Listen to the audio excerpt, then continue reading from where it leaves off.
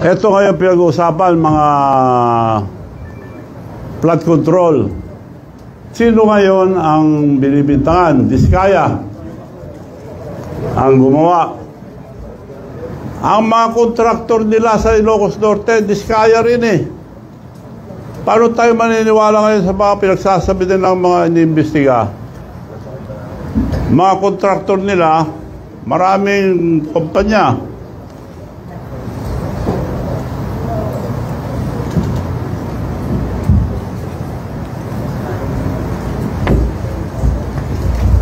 Sa Ilocos Norte lang,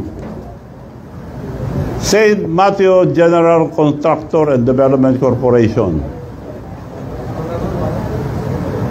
962 million plus, almost a billion.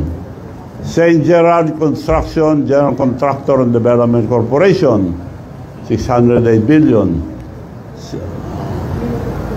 Alpha and Omega General Contractor and Development Corporation, St. Timothy Construction Corporation.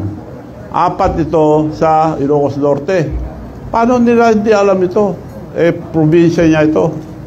Paano tayo maniniwala ngayon kay Presidente?